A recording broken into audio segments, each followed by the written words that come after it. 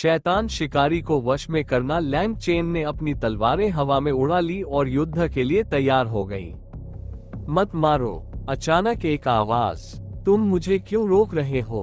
लंबी चेन ने पूछा। हालांकि उसे पहले ही पता चल गया था कि यह कौन है। उसने अपने पीछे वाले व्यक्ति की ओर देखा। यह जून ही था जो आखिरकार दक्ष को रोकने के लिए आया था। मैं नहीं चाहता कि तुम्हें इतना अच्छा अवसर मिले, जून ने चेहरे पर झूले के साथ कहा।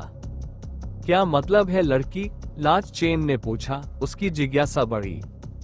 उसने देखा कि शैतान शिकारी जानवर पर गड़ाए जो दर्द से रो रहा था, ताकि वह कुछ शांत करने की कोशिश न करे। क्या शत्रु को नहीं लगता कि यह शैतान शिकारी जानवर काफी शक्तिशाली है? जून ने फेस पर रहस्यमय मुस्कान के साथ कहा। हाँ, ये काफी शक्तिशाली है, विशेष रूप से इसकी गति। अपने ब्रह्मांड के नियमों का उपयोग किए बिना मैं इसे पकड़ नहीं पाऊंगा, दक्ष ने अपना सिर हिलाते हुए कहा। बिल्कुल, यह एक दुर्लभ जानवर है जो अपनी गति और ताकत के कारण सभी शैतानों को पालने वालों का पसंदीदा जानवर है, जून ने शैतान शिकारी जानवरों को देखा हुआ कहा। जानवरों को आस्तिक में करने वाले, दक्ष ने कहा। वो सोच रहा था कि वह क्या कहना चाहता है।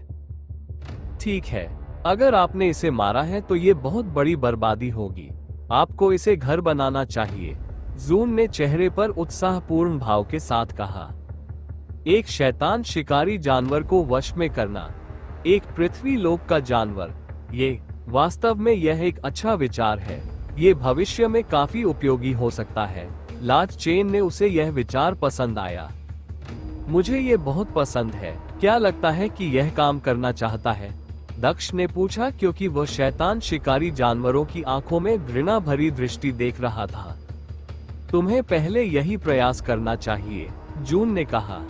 तुम्हें वो प्रक्रिया याद है जो मेरे पास थी, है ना? बस वही करो। इसके अलावा उनके खूबसूरत पर खून की एक पोशाक डालो। मैं स्टार पेटने के लिए माफी मांगता हूँ। अगर छोटा दोस्त, जब मैं अपने किसी करीबी को छुपाता हूँ तो मेरा गुस्सा कम हो जाता है। ऐसा किसी के साथ होता है तो किसी को भी रक्त का प्यासा हो जाता है। मैं सोच भी नहीं सकता कि अगर मेरे साथ ऐसा कुछ होता तो मैं क्या करता, दक्ष ने उद्यम से अपना सिर हिलाते हुए कहा।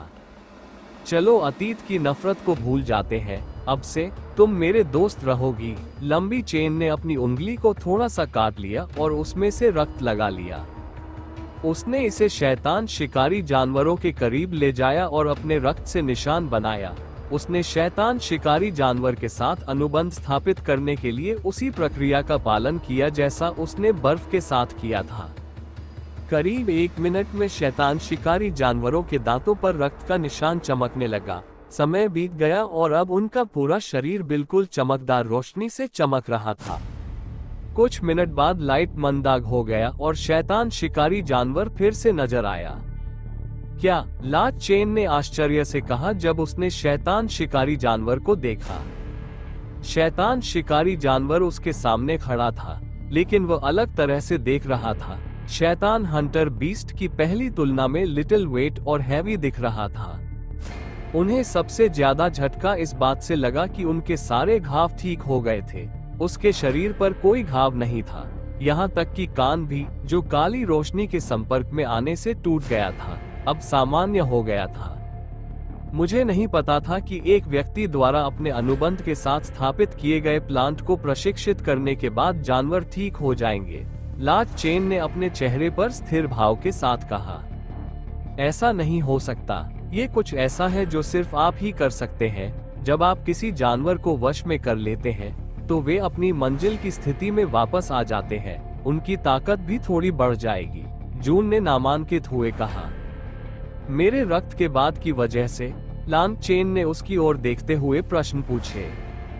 हाँ, जैसा मैंने कहा, अब तुम एक सामान्य इंसान नहीं हो, जून ने रहस्यमयी राक्षस कहा। इससे पहले कि दक्ष कुछ और गुप्त पाता, उसे लगा कि शैतान हंटर बीस्ट के साथ उसका संबंध स्थापित हो गया है। दक्ष ने शैतान शिकारी जानवर को देखा क्योंकि उसने इसके माध्यम से जानवरों के जीवन के बारे में लिंक प्राप्त किया था। दिलचस्प, तो वो छोटा जानवर था। मुझे नुकसान का बहुत दुख है, लेकिन चिंता मत करो, मैं सुरक्षित रखूंगा। हालांकि मुझे ये कहना होगा कि स्मारक की यादें काफी दिलचस्प है। टोकरे उत्पत्ति 16 अब तक जीवित अस्तित्व। मैंने कभी यह भी नहीं सोचा कि मेरे पीछे इतने सारे रहस्य छिपे हैं। ये बहुत बुरा है कि मैं जीवित जीवन की कुछ ही यादें पाता हूँ। दक्ष ने शैतान शिकारी जानवरों को देखा हुआ कहा। तुमने क्या देखा? क्या रहस्य? जून ने अपने चेहरे पर उत्सुकता भरी नजरों से पूछा। वह चेन के विचारों को अपनी पसंद के बिना समझ नहीं सका, इसलिए उसे पता नहीं चला कि उसने क्या देखा। वो इस महाद्वीप से नहीं है, दक्ष ने धीरे से कहा। क्या यह महाद्वीप से नहीं है? तो फिर वह किस महाद्वीप से है? जून ने अपनी ओर से जिज्ञासा प्रकट की। इस जगह से बहुत दूर एक जगह, उसे उसके भाई के साथ निर्वासित किया गया था, दक्ष ने धीरे से कहा। निर्वासित, ये शब्द, इसका मतलब ये होगा कि वह, जून ने बड़बड़ाते हुए कहा और उसकी फैली हुई हो गई। ऐसा लगता है कि भविष्य में मुझसे एक और बात बनी रहेगी, दक्ष ने चेहरे पर अनैच्छिक मुस्कान के साथ कहा। चलो अब वापस आ रहे हैं, दक्ष ने धीरे से कहा। शैतान शिकारी जानवर दक्ष के करीब आकर ही खड़ा हो गया। पहले उसकी पाइपलाइन 1.5 मीटर थी, लेकिन अब उसकी पाइपलाइन 1.7 मीटर हो गई है। वह दक्ष से बहुत भारी थी। लार्गे चेन शैतान शिकारी जानवर के अपोजिट स्टिक ही हवा में उछला। दक्ष को कुछ भी देखने का मौका नहीं मिला और वह बस अपने पेट में जानवरों के सामने अपनी इच्छाएं व्यक्त कर सकती थी। जैसे ही वो पीछे की ओर बढ़ा, शैतान शिकारी जानवर तेजी से आगे बढ़ने लगा। वह क्लासिक तेज हो गया है। दक्ष ने शैतान हंटर बीस्ट की स्पीड देखकर बढ़ाया।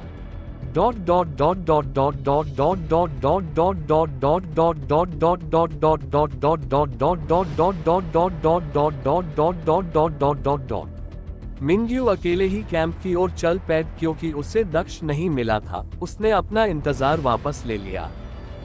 बाकी सभी लोग जाने की तैयारी कर रहे थे। हुआंजी कैंप में अभी भी 10 गार्ड थे, इसलिए उनकी तैयारी में अधिक समय लगा, जबकि डोनसिन किंगडम में केवल प्रिंस लेन और घायल रॉयल ट्यूटर वांग थे, जिसमें सभी को चिकित्सकीय सहायता दी गई थी। जैसे ही जिक्विन ने मिंग्यू को शिविर में वापस आते देखा, वो जल्दी से अपनी ओर दौड़ गई। मास्टर चेन कहाँ है? क्विंग ने चारों ओर देखा और पूछा। मैं उसे नहीं ढूंढा, मिंग्यू ने गोलमाल में अपना सिर हिलाया। वो वहाँ अकेला है, वो ठीक होगा, है ना? क्विंग ने चेहरे पर चिंता भरी नजरों से पूछा। हाँ, जिस तरह से उस जानवर को यहाँ पकड़ा गया है, मुझे यकीन है कि वह ठीक है। वो बहुत मजबूत हो गया है, मिंग्यू ने धीरे से कहा। मुझे लगता है कि अगर हम लड़े तो मैं तुरंत हार जाऊंगी। उसने पीछे मुड़कर देखा और सोचा। ठीक है, हम उसका इंतजार करेंगे और उसके आने के बाद प्रस्थान करेंगे। वो मिंग्यू के साथ वापस चला गया था कि एक बार शैतान शिकारी जानवर की चीख फिर से गूंज उठी थी। वहां मौजूद सभी लोग दबंग बॉस बने रहे, क्योंकि भय ने एक बार फिर अपनी विरासत को जब्त कर लिया था। वो वापस आ गया है। इसका क्या मतलब है मास्टर चेन? ये सब मेरी वजह से है, जिक्विन ने बड़बड़ाते हुए कहा और उसका तीसरा नाम हो गया। असंभव, उसे कुछ नहीं हो सकता, मिंग्यू ने अपनी ओर से अविश्वास के साथ कहा। ऐसा लगता है कि जीवित रहना हमारे भाग्य में नहीं है, रॉयल ट्यूटर वांग ने कहा और अपने चेहरे पर हार के साथ बैठ गए। ये दर्शाया गया है, जनरल याओ ने चेहरे पर उत्सुकता भाव व्यक्त किया जब उन्होंने स्काई में एक छाया अवलोकन किया। उसने अपनी तलवारें निकाल ली थी। वो अपनी अंतिम मृत्यु तक लड़ाई के लिए तैयार थी, लेकिन जैसे ही उसका मुंह खुला, उसका हाव भाव बदल गया। उसे विश्वास नहीं हो रहा था कि वह क्या देख रहा है। शैतान शिकारी जानवर, जो पहले बहुत भयंकर लग रहा था, अब और भी अधिक शक्तिशाली लग रहा था। लेकिन जिस चीज ने उसे सबसे ज्यादा चौंकाया था, वह व्यक्ति जो शैतान शिकारी जानवरों के ऊपर हमला था। दक्ष, मिंग्यू ने बड़बड़ाते हुए कहा और उसके चेहरे पर एक राहत भरी मुस्कान आ गई। यहाँ क्या हो रहा है? तुम जानवर के ऊपर क्यों हो? मिंग्यू ने आगे बढ़ते हुए प्रश्न पूछे। क्या मैं अपने पालतू जानवरों की सवारी नहीं कर सकता? दक्ष ने कहा। पलटू, तुम एक जानवर को पाल हो सकते हो। इसके अलावा शिकार किए गए शैतान शिकारी जानवर को पाल लिया। तुम वास्तव में कौन हो? मिंग्यू ने बड़बड़ाते हुए कहा जब उसने छोटी आंखों से लंबी चेन को देखा। तो वह जानवर, वह अब हम पर हमला नहीं करेगा? जिक्विन ने लंबी चेन को देखते हुए पूछा। चिंता मत करो, वो कुछ नहीं चाहता, दक्ष ने कहा जब वह शैतान शिकारी जानवर से नीचे उतरा। धन्यवाद मास्टर चेन, मैं हमारी जान बचाने के लिए अपना साथी बनता हूँ, रॉयल टूर वांग ने आगे बढ़ते हुए कहा। वाह अद्भुत है, अगर मैं उसकी दोस्ती जीत सकता हूँ तो मुझे तुरंत जीवन में सफलता प्राप्त होगी। मुझे उसके करीबी का कोई रास्ता नहीं मिलेगा। प्रिंस लैन ने लंबी चेन को देखते हुए सोचा। जैसे ही उसने कुछ सोचा, उसका चेहरा चमक उठा। वह 9वें तो दोस्तों, आखिर कहानी में आगे क्या होगा, यह जानने के लिए नॉवेल ऑफ किंग चैनल को सब्सक्राइब करें। और अगर कहानी आप सभी को पसंद आए तो वीडियो को लाइक, कमेंट और शेयर जरूर करें। आपके एक कमेंट और लाइक से हमें स्टोरी वीडियो बनाने के लिए मोटिवेट मिलता है। धन्यवाद। चरण के स्वर्ण क्षेत्र के जानवर के मृत शरीर की ओर चला गया, जिसे वैसे ही छोड़ दिया गया था। इस जानवर का कोर जहाज बहुत महंगा है और यह बड़ा जानवर है, इसलिए मुझे चिंता करने की जरूरत नहीं है। अगर मैं इसे दे दूं, तो मुझे पूरा यकीन है कि मैं उसके करीब पहुंच पाऊंगा। प्रिंस लेन ने शव को देखा हुआ सोचा। उसने अपना खंजर आउटलेट और जानवरों की ओर बढ़ाया। जब उसने कुछ देखा तो दक्ष जिकिंग से बात कर रहा था। उसे ठंड लग गई और वह अपनी जगह से गायब हो गया। प्रिंस लैन मृत जानवर से केवल 1 कदम की दूरी पर था जब दक्ष उसकी उपस्थिति दिखाई दी। दक्ष ने अपनी ग्लास पकड़ बनाई और उसे हवा में ऊपर उठा लिया। तुम्हें क्या लगता है कि तुम क्या कर रहे हो? दक्ष जोर से दहाड़ा और प्रिंस लैन को घूमने लगा, जो उसकी गर्दन से हवा में लटक गया था। तुम्हें क्या लगता है कि तुम क्या कर रहे हो? दक्ष जोर से दहाड़ा और राजकुमार लैन को घूरने लगा, जो उसकी गर्दन से हवा में लटका हुआ था। प्रिंस लैन ने बोलने की कोशिश की, लेकिन वह बोल नहीं पाया क्योंकि उसकी गर्दन दक्ष के हाथ में कसी हुई थी। वास्तव में इस समय उसके लिए सांस लेना भी मुश्किल हो रहा था। मैंने तुमसे एक सवाल पूछा था, दक्ष ने फिर पूछा, लेकिन इस बार उसने अपनी पकड़ थोड़ी ढीली कर दी। मैं कोशिश कर रहा था उसका कोर बाहर निकालने की, तुम्हें देने की। राजकुमार लैंक ने काफी देर बाद मुश्किल से अपनी बात पूरी की। मास्टर, मैं आपसे विनती करता हूँ, कृपया युवा राजकुमार को माफ कर दे। ऐसे नीच अपराध के लिए उसे मत मारिए। जैसा कि उसने कहा, वह आपको खुश करने के लिए ऐसा कर रहा था। शाही शिक्षक वांग वहां पहुंचे और दक्ष से विनती भरे लहजे में कहा, मेरे पालतू जानवर के छोटे भाई के शरीर को काटना मुझे खुश करने के लिए है। दक्ष ने ऊंची आवाज में कहा, जैसे उसके शरीर से ठंडी हवा फैल गई हो। उसने जो देखा उससे वह वाकई गुस्से में था। शैतान शिकारी जानवर को वश में करने से पहले अगर राजकुमार लैन भी कोर को अपने लिए ले लेता तो भी उसे कोई आपत्ति नहीं होती, लेकिन जब दक्ष ने पृथ्वी क्षेत्र के शैतान शिकारी जानवर को वश में किया तो उसके लिए चीजें बदल गई। वो शैतान शिकारी जानवर की कुछ यादें देख पा रहा था। उसने देखा कि उन दोनों ने अपने जीवन में क्या क्या झेला। उसने उनके बंधन को महसूस किया। उसे पहले से ही बुरा लग रहा था कि छोटा जानवर मर गया और उसके सामने ऐसी कोशिश होते देखना उसके लिए दुखद था। वह गुस्से में था।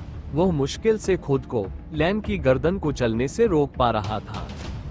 मुझसे बड़ी गलती हो गई, माफ कर दो, प्रिंस लैन ने बहुत कोशिश करके कहा। अब तक उसकी आंखें लाल हो चुकी थी। मास्टर, मैं आपसे विनती करता हूँ, कृपया राजकुमार लैन को माफ कर दीजिए। वह ऐसा कुछ नहीं करेगा। अगर आप चाहें तो मैं आपके सामने झुक भी सकता हूँ, बस उसे मत मारना। रॉयल ट्यूटर वांग ने दोनों घुटनों के बल बैठते हुए कहा। झुकते हुए उसने अपना सिर जमीन पर मारना शुरू कर दिया। जनरल याओ वहीं खड़े होकर ये सब होते देख रहे थे। वो दक्ष से प्रिंस लैन को भी माफ करने के लिए कहना चाहते थे, लेकिन दक्ष के चेहरे पर गंभीर भाव देखकर वह कुछ भी नहीं कह पाए। दक्ष ने देखा कि शाही शिक्षक उसके सामने झुक रहा है। हालांकि उसका गुस्सा कम नहीं हुआ, फिर भी उसने शाही शिक्षक की दलील सुनने का फैसला किया। भविष्य में बेहतर निर्णय लेने की कोशिश करो, दक्ष ने भारी स्वर में कहा और राजकुमार लैन को रॉयल ट्यूटर वांग की ओर फेंक दिया। राजकुमार लैन जमीन पर गिर गया, लेकिन उसे ज्यादा चोट नहीं लगी। वो भारी सांस ले रहा था और लगातार खांस रहा था, जबकि वह उठकर बैठा हुआ था। उसने दक्ष की तरफ देखने की भी हिम्मत नहीं की और अपना सिर नीचे झुकाए रखा। पृथ्वी लोक शैतान शिकारी जानवर पहले से ही दक्ष के पास आ चुका था और अपने चेहरे पर उदास भाव के साथ मृत जानवर को देख रहा था। हमें इस छोटे से जीव को दफनाना होगा, तुम एक गड्ढा क्यों नहीं बना देते? दक्ष ने शैतान शिकारी जानवर को देखते हुए कहा। शैतान शिकारी जानवर ने अनिच्छा से मृत जानवर से अपनी आंखें हटा ली और आकाश की ओर देखते हुए चिल्लाने लगा। उसने नीचे देखा और अपना मुंह खोला और एक काले रंग का प्रकाश का गोला बाहर निकला। हर कोई इस हमले से पहले से ही परिचित था, इसलिए उन्हें पता था कि क्या होने वाला है। प्रकाश का काला गोला जमीन पर गिरा और टक्कर के स्थान पर एक बड़ा गड्ढा बन गया। लांग चेन वहां उपस्थित सभी लोगों की चौकस निगाहों के बीच मृत शैतान शिकारी जानवर की ओर चला गया। उसने छोटे जानवर को उठा लिया। हालांकि शैतान शिकारी जानवर भारी था, लेकिन दक्ष के लिए, जो एक शारीरिक साधक भी था, यह वजन कुछ भी नहीं था। दक्ष मरे हुए जानवर को अपने हाथों में लेकर बड़े गड्ढे की ओर चला गया। जैसे ही वह गड्ढे के किनारे पहुंचा, वह अंदर कूद गया। दक्ष ने मृत शैतान शिकारी जानवर को गड्ढे के केंद्र में रख दिया और उसका हाथ मुक्त कर दिया। उसने मुट्ठी भर मिट्टी उठाई और उसे शैतान शिकारी जानवर के ऊपर डाल दिया। शांति से आराम करो छोटे दोस्त, दक्ष ने चेहरे पर एक उदास भाव के साथ कहा और वह पीछे मुड़ा। पृथ्वी लोक का शैतान शिकारी जानवर भी दुख में चिल्ला रहा था। दक्ष गड्ढे से बाहर निकला और शैतान शिकारी जानवर के पास गया और उसके सिर को धीरे से थपथपाया। गड्ढे को मिट्टी से भर दो, दक्ष ने जनरल याओ से कहा। जनरल याओ ने जल्दी से अपना सिर हिलाया जैसे कि वह अपने राजा के सामने खड़ा हो। उसने गार्डों को काम पर लग जाने का आदेश दिया। दक्ष वहीं खड़ा रहा जब गार्डों ने गड्ढे को मिट्टी से भर दिया और इस तरह छोटे शैतान शिकारी जानवर को हमेशा के लिए दफना दिया। दक्ष पृथ्वी लोक के शैतान शिकारी जानवर के साथ खड़ा था और उसके लिए नाम सोच रहा था। मुझे पता है कि नामकरण के मामले में मैं बहुत बुरा हूँ, इसलिए मुझे उम्मीद है कि अगर मैं कोई बहुत बुरा नाम रखूं तो तुम्हें बुरा नहीं लगेगा। दक्ष ने अपने चेहरे पर एक व्यंग्यात्मक मुस्कान के साथ कहा और शैतान शिकारी जानवर की ओर देखा। तुम्हारा नाम होगा ओरियन, दक्ष ने शैतान शिकारी जानवर से कहा। यह बहुत अजीब नाम है। जब तुमने कहा था कि तुम नाम रखने में खराब हो तो मुझे तुम पर शक हुआ था, लेकिन अब मुझे तुम पर विश्वास हो गया है, मिंग्यू ने कहा और उसने चेहरे पर एक मनोरंजक मुस्कान के साथ दक्ष को देखा। मुझे ये नाम बहुत पसंद है। मुझे लगता है कि यह एक अच्छा नाम है, जेक्विंग ने अपनी राय व्यक्त की। वैसे भी ओरियन काफी बड़ा है। मुझे आश्चर्य है कि क्या उसे जुवान साम्राज्य के अंदर जाने दिया जाएगा। वो काफी डरावना जानवर है, ज़ीकिंग ने थोड़ी देर बाद कहा और वह गंभीर हो गई। क्यों, क्या जानवरों को काबू करने वालों को अपने पालतू जानवरों को यहाँ शहर के अंदर लाने की अनुमति नहीं है? घर पर जानवरों को काबू करने वाले अक्सर अपने जानवरों के साथ घूमते रहते हैं। उन्हें बिना किसी परेशानी के प्रवेश और निकास की अनुमति थी, विशेष रूप से मजबूत जानवरों को काबू करने वालों को जिनके पास पृथ्वी क्षेत्र या उससे ऊपर के जानवर थे। मिंग्यू ने अपने चेहरे पर उत्सुकता भरी नजर से कहा। यहाँ स्थिति थोड़ी अलग है। जानवरों को पकड़ने वालों को अपने जानवर लाने की अनुमति है, लेकिन शैतान शिकारी जानवर जैसे डरावने जानवर नहीं, क्योंकि इससे नागरिकों को परेशानी हो सकती है। इसीलिए राज्य के सभी जानवरों को पकड़ने वाले एक जानवरों का थैला लेकर चलते हैं। इसका इस्तेमाल वे अपने जानवरों को रखने के लिए करते हैं, जेकिंग ने मिंग्यू को जवाब दिया। जानवरों का थैला, एक ऐसा जानवर थैला जो पृथ्वी के जानवर को रखने के लिए पर्याप्त मजबूत हो, केवल एक साम्राज्य में ही पाया जा सकता है।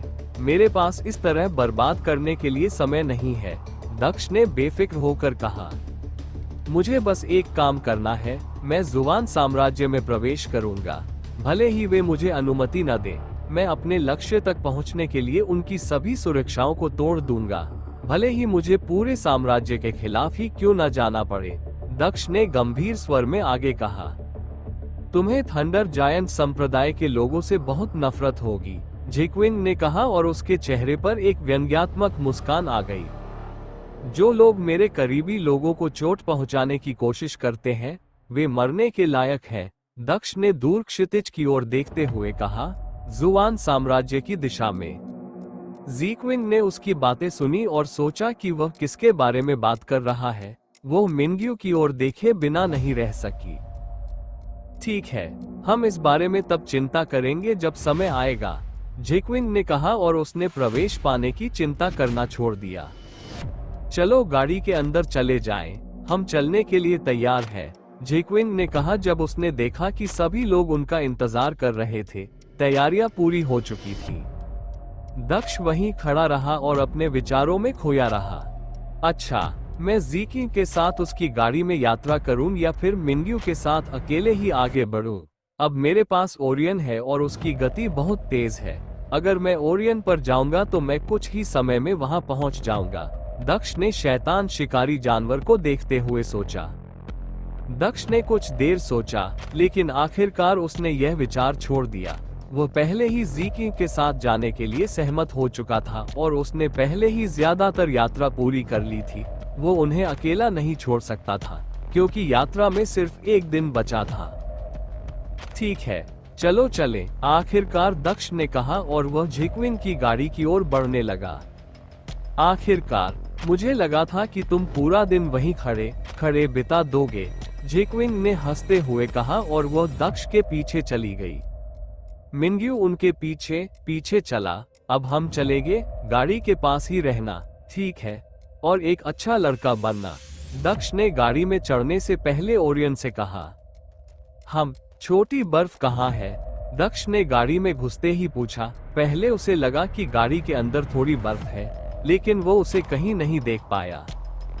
थोड़ी सी बर्फ? जेक्विन ने आश्चर्य से कहा, जब उसे एहसास हुआ कि उनके पास थोड़ी सी बर्फ की कमी थी। दक्ष ने मिंग्यू और जेक्विन के साथ गाड़ी के चारों ओर देखा, लेकिन लिटिल स्नो का कोई निशान नहीं था। वो जल्दी से गाड़ी से बाहर निकला। छोटी बर्फ? दक्ष ने गाड़ी के बाहर खड़े होकर जोर से पुकारा। उसने अपनी आवाज को और भी दूर तक पहुंचाने के लिए क्यूई के साथ अपनी आवाज को मजबूत किया है। उसने बार बार आवाज लगाई, लेकिन कोई जवाब नहीं आया। छोटी बर्फ? दक्ष ने गाड़ी के बाहर खड़े होकर जोर से पुकारा। उसने अपनी आवाज को और भी दूर तक पहुंचाने के लिए क्यूई के साथ अपनी आवाज को मजबूत किया था। उसने बार बार आवाज लगाई, लेकिन कोई जवाब नहीं आया। वह कहाँ चली गई? मैं तो उसे महसूस भी नहीं कर पा रहा हूँ, दक्ष ने अपने चेहरे पर चिंता भरे भाव के साथ कहा। अपने दिमाग को इतना परेशान मत करो, लिटिल स्नो सुरक्षित रूप से सो रही है, जून दक्ष के सामने आया और उससे कहा। कहाँ? दक्ष ने जून की ओर देखते हुए जल्दी से पूछा। कहाँ क्या?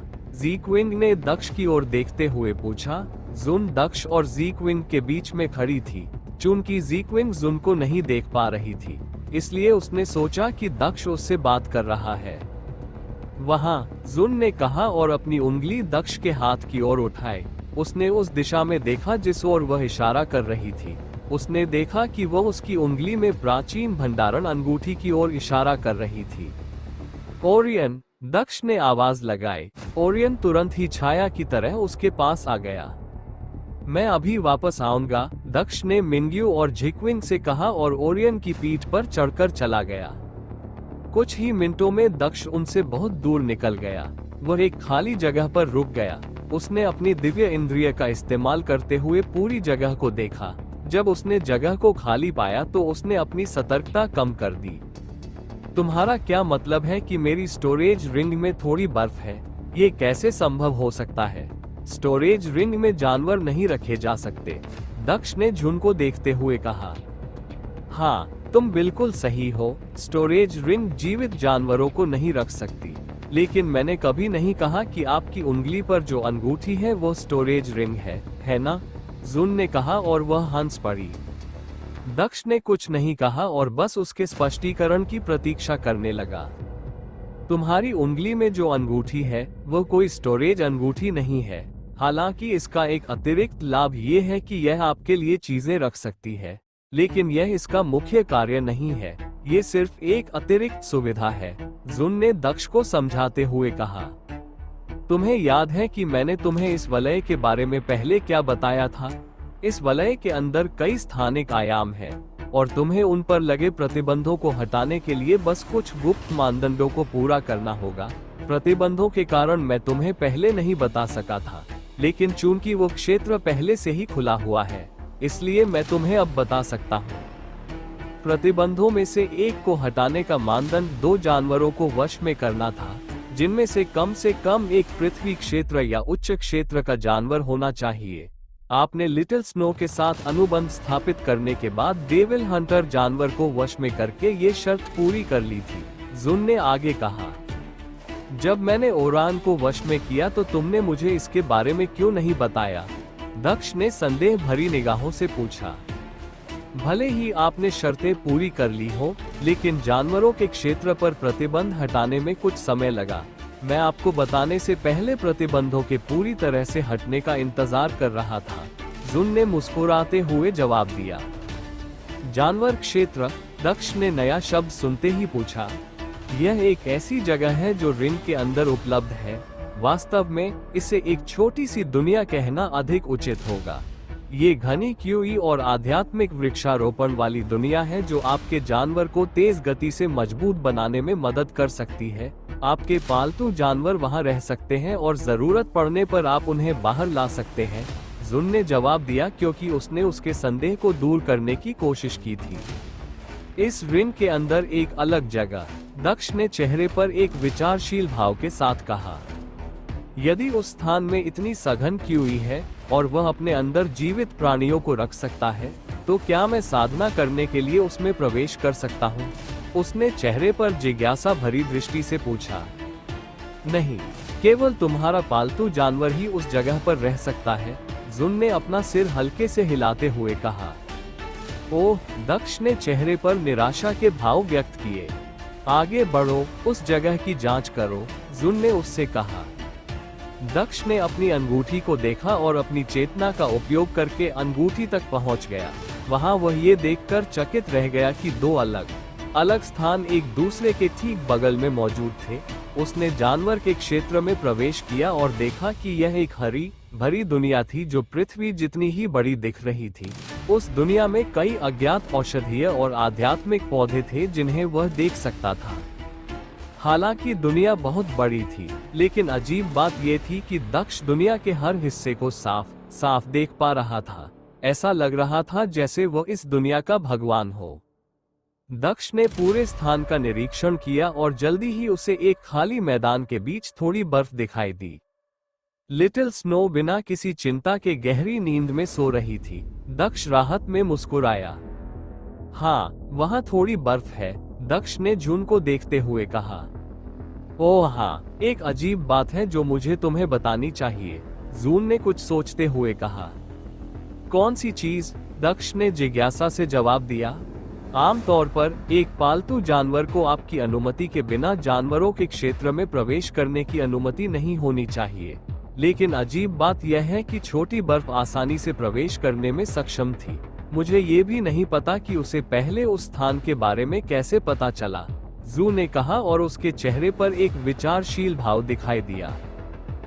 ठीक है, वह कोई सामान। तो दोस्तों, आखिर कहानी में आगे क्या होगा, यह जानने के लिए नॉवेल ऑफ किंग चैनल को सब्सक्राइब करें। और अगर कहानी आप सभी को पसंद आए तो वीडियो को लाइक, कमेंट और शेयर जरूर करें। आपके एक कमेंट और लाइक से हमें स्टोरी वीडियो बनाने के लिए मोटिवेट मिलता है। धन्यवाद। ये जानवर नहीं है ना? मुझे यह उसी क्षण समझ आ गया था जब तुमने कहा था कि इथेरियल मून कैट्स अंडे से पैदा नहीं होती है, दक्ष ने जून की ओर देखते हुए मुस्कुराते हुए कहा। अब जब सब कुछ साफ हो गया है तो चलो वापस चलते हैं। दक्ष ओरियन की पीठ पर चढ़ गया और चला गया। दक्ष वापस शिविर में गया और पाया कि हर कोई अभी भी अपनी गाड़ियों और घोड़ों के पास इंतजार कर रहा था। तुम आखिरकार वापस आ गए, क्या तुम्हें थोड़ी बर्फ मिली? मिंग्यू ने दक्ष से पूछा जब उसने उसे देखा। उसकी चिंता मत करो, वो बिल्कुल ठीक है, दक्ष ने कहा और वह झिकविंग की गाड़ी की ओर चला गया। चलो चले, उसने गाड़ी के पास खड़े होकर झिकविंग से कहा। ओरियन कहाँ है? झिकविंग ने चेहरे पर संदेह भरी नजर से पूछा। वो जीवन का आनंद ले रहा है और आराम कर रहा है, चलो चले, दक्ष ने जवाब दिया और उसके चेहरे पर हल्की मुस्कान आ गई। चेहरे पर शिकन लिए झिकविंग गाड़ी में घुसी, दक्ष उसके बाद अंदर आया, मिनग्यू सबसे आखिर में अंदर आया। क्या हम ओरियन को पीछे छोड़ रहे हैं? हमें उसे अपने साथ ले जाना चाहिए, मिनग्यू ने चेहरे पर गंभीर भाव लिए दक्ष से कहा। उसकी चिंता मत करो, वो बिल्कुल ठीक है और जब हमें उसकी जरूरत होगी तो वह वहां होगा, दक्ष ने उसे जवाब दिया और उसके चेहरे पर मुस्कान आ गई। अगर तुम ऐसा कहते हो, मिनग्यू ने चेहरे पर संदेह भरी नजर से उसे देखा, लेकिन उससे इसके बारे में और कुछ नहीं पूछा। खैर, कम से कम अब हमें प्रवेश पाने के लिए जुवान साम्राज्य के योद्धाओं के साथ लड़ाई में शामिल होने की चिंता नहीं करनी पड़ेगी, ज़ीकिंग ने हल्की हंसी के साथ कहा। दक्ष अपनी आंखें बंद करके आराम से बैठ गया। तुमने जिस तरह से सब कुछ संभाला वह वाकई कमाल का था। मैंने तुम्हें पहली बार एक्शन में देखा था और मुझे कहना चाहिए कि तुम मेरी अपेक्षा से भी ज्यादा मजबूत हो, खास तौर पर तुम्हारी हरकतें जो तुरंत टेलीपोर्टेशन जैसी लग रही थी। ज़ीकिंग ने आखिरकार 1 मिनट की खामोशी के बाद बात करना शुरू किया और उसने दक्ष को बुखार भरी नजरों से देखा। धन्यवाद, दक्ष ने मुस्कुराते हुए उत्तर दिया। हालांकि उसने उसे यह नहीं बताया कि वो उस समय कोई मूवमेंट स्किल नहीं बल्कि वास्तविक टेलीपोर्टेशन का उपयोग कर रहा था। समझ की उस छोटी सी चिंगारी के बाद अंतरिक्ष के नियमों में उसकी महारत कई गुना बढ़ गई थी, हालांकि वो अभी भी पूर्णता से बहुत दूर था। अंतरिक्ष कानून का उनका बीज भी अंततः एक छोटे पौधे में बदल गया था। मिनग्यू ने दक्ष को देखा और कुछ सोच रही थी। क्या ये वास्तव में एक तेज गति वाला कौशल था? यह इतना तेज कैसे हो सकता है कि मैं भी नहीं देख पा रहा था? ऐसा लग रहा था कि वह वास्तव में टेलीपोर्ट करने में सक्षम था, लेकिन यह असंभव है। टेलीपोर्टेशन का संबंध अंतरिक्ष को नियंत्रित करने से होना चाहिए। मैंने सभी कानूनों के बारे में पढ़ा था और अंतरिक्ष या टेलीपोर्टेशन के कानून का कोई उल्लेख नहीं था। क्या वाकई प्रकृति को चुनौती देने वाला कोई ऐसा कौशल है या उसने वाकई किसी अनसुने कानून में महारत हासिल कर ली है? उसने दक्ष को देखते हुए सोचा। वह सीधे पूछना चाहती थी, लेकिन उसे यकीन नहीं था कि पूछना उचित होगा या नहीं। हर किसी के अपने रहस्य थे और वह दक्ष को असहज नहीं करना चाहती थी। वे जुवान साम्राज्य की यात्रा पर बिना किसी परेशानी के अंतिम दूसरे दर्जे के साम्राज्य में प्रवेश कर गए। इस साम्राज्य को वेस्टिया साम्राज्य के नाम से जाना जाता था। यह जुवान साम्राज्य के सबसे नजदीकी साम्राज्य था। लगभग आधे दिन में ही वे उस राज्य को भी छोड़कर आगे बढ़ गए। जब वे राज्य से बाहर निकले तो उन्होंने देखा कि सड़कें पहले से बेहतर थी और उनमें कोई धक्के या अन्य बाधाएं नहीं थीं। उनकी यात्रा सुचारू रूप से जारी रही क्योंकि वे अच्छी तरह से बनी सड़कों पर आराम से आगे बढ़ रहे थे।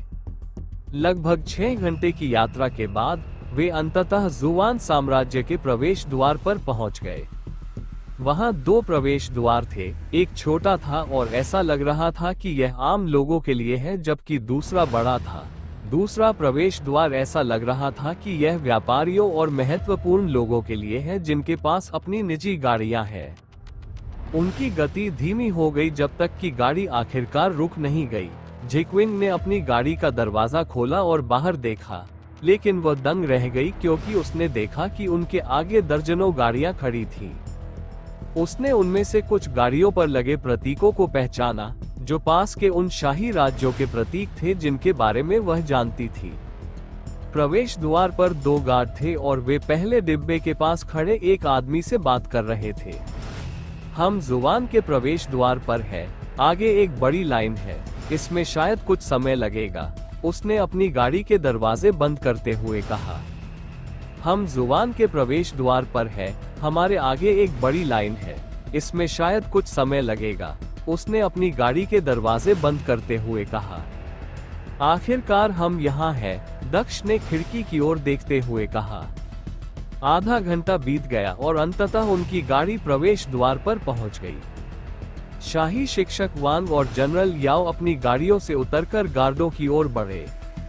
पृथ्वी क्षेत्र के साधक उन दोनों को देखकर पहरेदारों के माथे पर बल पड़ गए, लेकिन उन्होंने कई पृथ्वी क्षेत्र के साधकों को देखा था जो विभिन्न राज्यों के लोगों के साथ आए थे, इसलिए वे भयभीत नहीं हुए।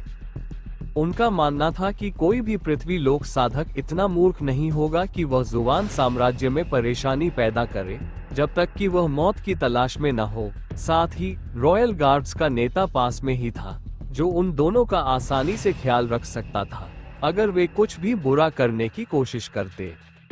आप लोग कहां से आए हैं और यहां आने का क्या उद्देश्य है? पहरेदारों ने पूछा। हालांकि उन्हें कारण पहले से ही पता था, लेकिन उन्हें अपना कर्तव्य निभाते हुए सभी से पूछना था। हम हुआनजी साम्राज्य से हैं।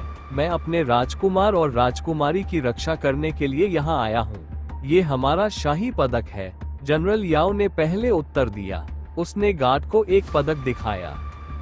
हम डोंगक्सिन किंगडम से हैं। मैं अपने क्राउन प्रिंस को एस्कॉर्ट करने और उनकी सुरक्षा करने के लिए यहाँ आया हूँ।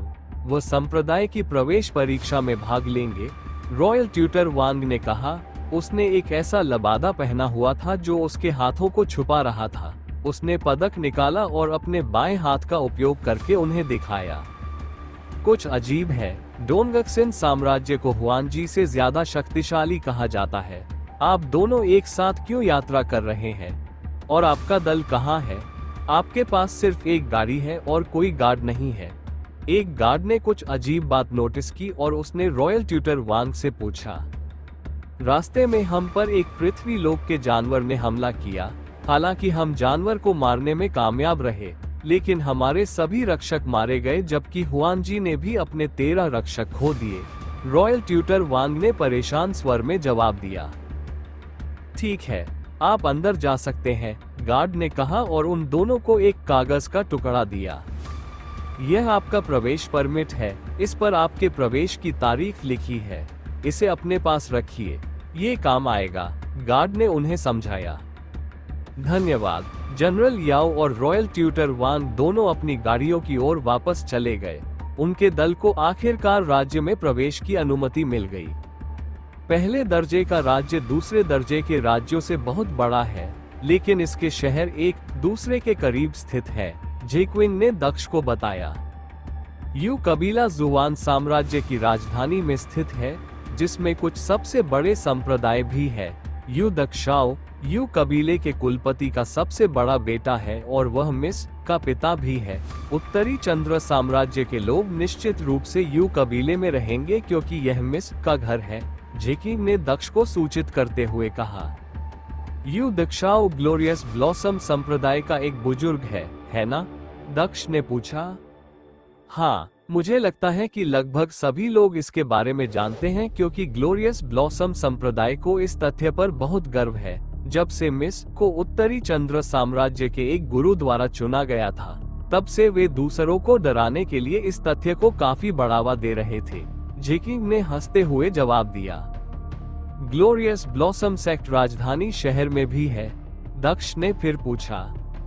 हाँ, अगर यू कबीले में कोई गड़बड़ी होती है तो मुझे यकीन है कि वे मदद के लिए आएंगे, जेक्विन ने सिर हिलाते हुए कहा।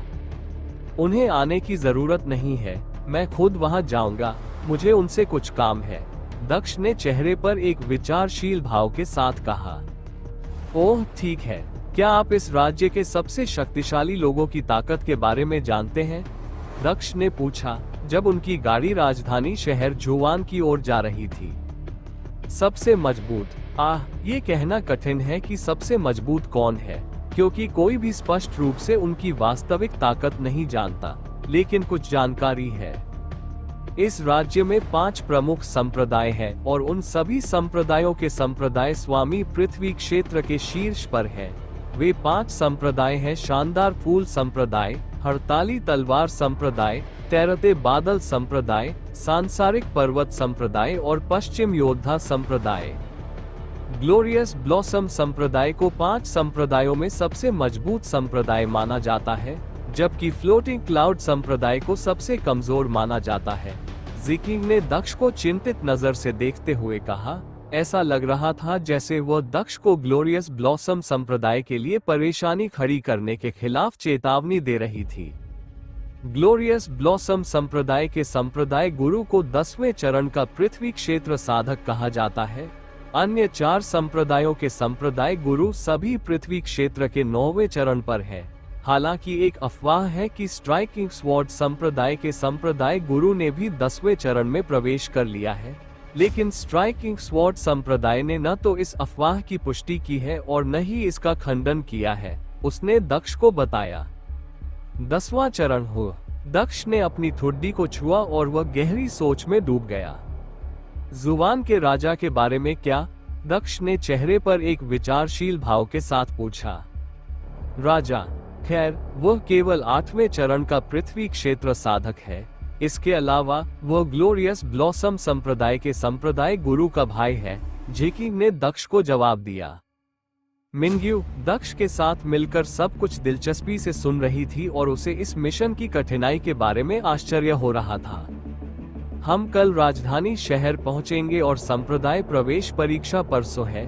मेरे लिए सबसे अच्छा मौका उन पर तब हमला करना होगा जब वे यू कबीले में होंगे, दक्ष ने धीरे से कहा। यह इतना आसान नहीं होगा। यू कबीले के कुलपति एक 5वें अजीब पृथ्वी क्षेत्र साधक है और यू दक्षाओ एक 3रे चरण के पृथ्वी क्षेत्र साधक है। इसके अलावा सैकड़ों गार्ड होंगे, जेकिंग ने अपने चेहरे पर चिंता भरी नजर के साथ कहा। इसकी चिंता मत करो, मेरे अपने तरीके हैं, दक्ष ने मुस्कुराते हुए कहा। यात्रा के दौरान उसने राजधानी शहर के विभिन्न संप्रदायों और कुलों के बारे में अधिक जानकारी एकत्र की। वे रात भर यात्रा करते हुए अंततः अपने गंतव्य शहर पहुंचे। दोपहर का समय था जब वे जुवान साम्राज्य की राजधानी शहर पहुंचे। शहर को लेक्टन के नाम से जाना जाता था। यह जुवान की राजधानी और शाही कबीले का घर था। जुवान के 5 बड़े संप्रदायों में से 3 लेक्टन में स्थापित किए गए थे। वे थे ग्लोरियस ब्लॉसम संप्रदाय, स्ट्राइकिंग स्वॉर्ड संप्रदाय और अर्थी माउंटेन संप्रदाय। चौथा संप्रदाय वेस्ट वॉरियर्स संप्रदाय जुवान साम्राज्य के सीमावर्ती शहर सिया में स्थित था। 5वां संप्रदाय फ्लोटिंग क्लाउड संप्रदाय जुवान साम्राज्य के उत्तरी भाग में स्थित था। क्या तुम्हें कमरे भी मिलेंगे? ये शहर विभिन्न राज्यों के प्रतिभागियों से भरा हुआ दिखता है, दक्ष ने सड़कों पर भीड़ को देखकर कहा। इसकी चिंता मत करो, हमने इसके लिए पहले ही योजना बना ली है। हमने बहुत समय पहले अपने राज्य से किसी को हमारे लिए कमरे बुक करने के लिए भेजा था। हालांकि पहले से कमरे बुक करवाने में ज्यादा खर्च आएगा, लेकिन ये सड़क पर सोने से बेहतर है। यह जरूरी था क्योंकि हमें पहले से ही उम्मीद थी कि लोग बड़ी संख्या में आएंगे, ज़िकिंग ने हंसते हुए कहा। बुद्धिमानी भरी सोच, दक्ष ने ज़िकिंग की तारीफ करते हुए मुस्कुराया। थोड़ी देर बाद गाड़ी रुकी। गाड़ी के दरवाजे पर दस्तक हुई। हम अपने गंतव्य पर पहुंच गए हैं, राजकुमारी, जनरल याओ ने दरवाजा खोलते ही उसे सूचित किया। आखिरकार जेक्विन मुस्कुराई और मिंग्यू और दक्ष के साथ गाड़ी से बाहर निकल गई। तो यह डिलॉयटेड स्टोर्स होटल है, बुरा नहीं, जेकिंग ने मुस्कुराते हुए कहा जब उसने अपने सामने की इमारत को देखा। इस इमारत में 4 मंजिलें थी। प्रवेश द्वार पर होटल के 2 निजी गार्ड थे। तो तुम्हें कितने कमरे मिले?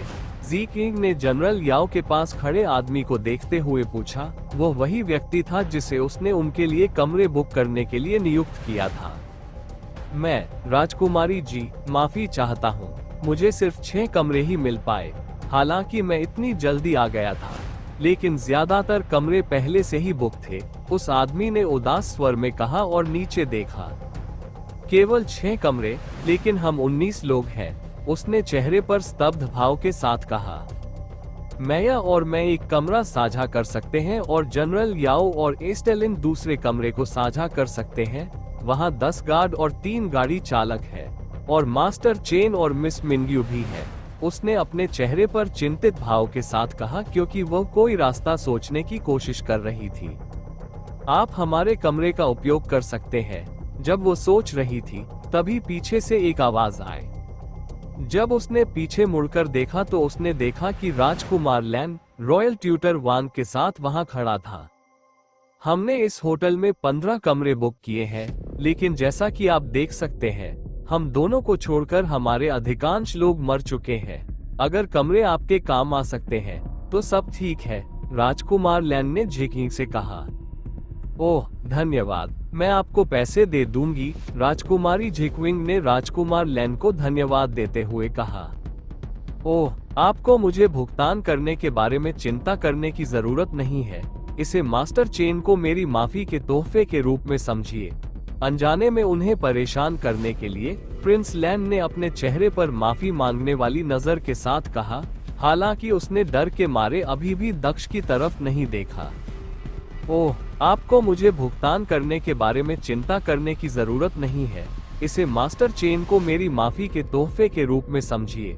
अनजाने में उन्हें परेशान करने के लिए प्रिंस लैन ने अपने चेहरे पर माफी मांगने वाली नजर के साथ कहा, हालांकि उसने डर के मारे अभी भी दक्ष की तरफ नहीं देखा। जिकी ने उसकी बातें सुनी और फिर कुछ नहीं कहा, वो सिर्फ दक्ष की तरफ देखती रही, जैसे कि वो उससे इजाजत मांग रही हो। कमरे ले लो, दक्ष ने सहज स्वर में कहा। उसने प्रिंस लैन को देखा और सिर हिलाया। मैं आपकी क्षमा के लिए वास्तव में आभारी हूँ, राजकुमार लैन ने थोड़ा झुककर दक्ष को धन्यवाद दिया। यह अस्मी है, उसने हमारे लिए यहाँ कमरे बुक किए हैं, हमने 2 कमरे ले लिए हैं, वह बाकी कमरों को आपके लिए स्थानांतरित करने की व्यवस्था करेगी। उनका भुगतान पहले ही किया जा चुका है, इसलिए आपको ज्यादा परेशानी नहीं उठानी पड़ेगी, राजकुमार लैन ने रॉयल ट्यूटर वान के साथ जाने से पहले मुस्कुराते हुए कहा। मदद के लिए धन्यवाद। ज़ीकिंग अपने प्रस्थान से पहले राजकुमार लैन को धन्यवाद देना नहीं भूला। चलो चलें, ज़ीकिंग ने सबके साथ होटल में प्रवेश करते हुए कहा। वे रिसेप्शन पर खड़े हुए और मैनेजर से बातें की। सब कुछ सुचारू रूप से चला और उन्हें 13 अतिरिक्त कमरे मिल गए। अब उनके पास 19 कमरे थे, जो उनके लिए पर्याप्त से भी अधिक थे। दक्ष और मिंग्यू को उनके निजी कमरों की चाबियां दी गईं। दक्ष का कमरा 4थी मंजिल पर था, मिंग्यू और ज़ीकिंग के कमरे के ठीक बीच में। ओह ठीक है, क्या आपके पास शहर का नक्शा है? उसने जाने से पहले रिसेप्शनिस्ट से पूछा। बेशक हमारे पास एक नक्शा है, यहाँ आप इसे मुफ्त में प्राप्त कर सकते हैं, रिसेप्शनिस्ट ने मुस्कुराते हुए कहा और उसे एक स्क्रॉल दिया। धन्यवाद, दक्ष ने जाते समय उसे धन्यवाद दिया।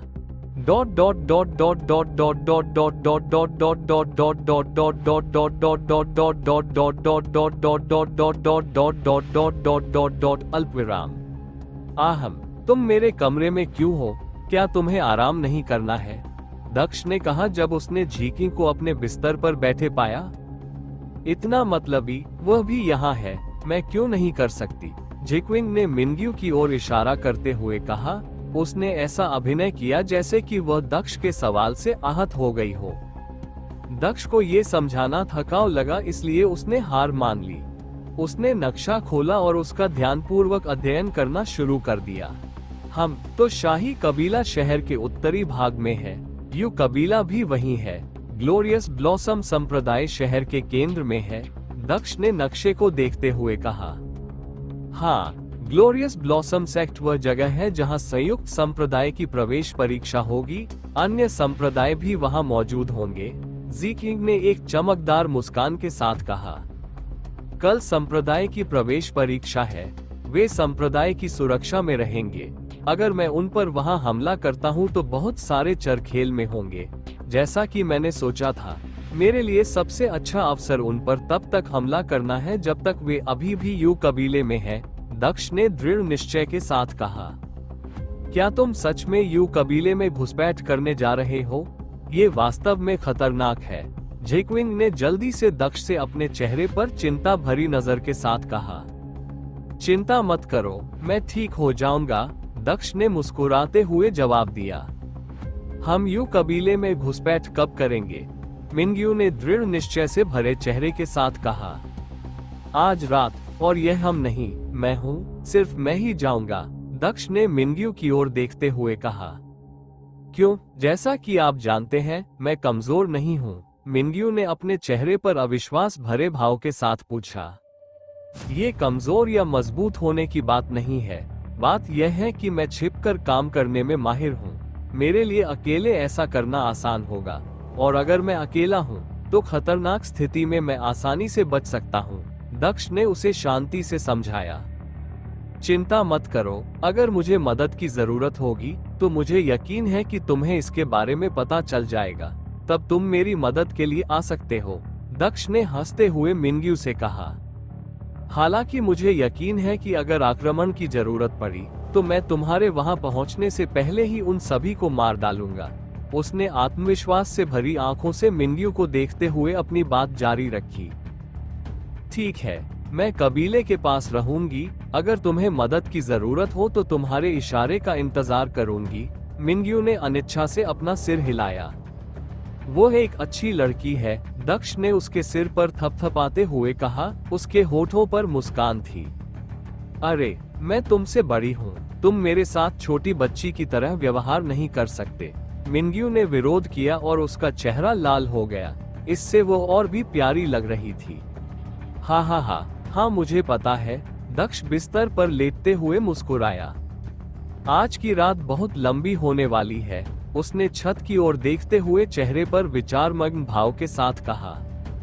रात के 11 बजे तक वह आराम करता रहा और फिर उठ गया। उसने पहले ही मिंग्यू और झिकविन को उसके कमरे से बाहर भेज दिया था। वो अपने कमरे की बालकनी की ओर चला गया और आसमान में चांद को निहारने लगा। उसने चारों ओर देखा और जैसा कि उसने अनुमान लगाया था, सड़कें खाली थीं। काम पर लगने का समय आ गया है। आप लोग बहुत समय से जी रहे हैं, अब समय है कि चीजों को संतुलित किया जाए। दक्ष ने खिड़की से बाहर कूदते हुए कहा। वो सड़क पर उतरा। दक्ष यू कबीले की दिशा में चला गया, क्योंकि वह जिस स्थान पर उतरा था वहां उसने एक बड़ा गड्ढा छोड़ दिया था। ओरियन, दक्ष ने धीरे से कहा। उसकी अंगूठी से एक छाया निकलकर दक्ष के सामने शैतान शिकारी जानवर का रूप ले लिया। चलो काम पर लग जाओ छोटे दोस्त, और जल्दी से चलो, सुनिश्चित करो कि इस अंधेरी रात में कोई हमें देख न पाए। दक्ष ने ओरियन के सिर पर थपथपाते हुए कहा। ओरियन लेक्टिन शहर के उत्तरी भाग में यू कबीले की ओर बढ़ते हुए धुंधलेपन की तरह आगे बढ़ा। जिस होटल में वे ठहरे थे वो जुवान साम्राज्य के पूर्वी भाग में था।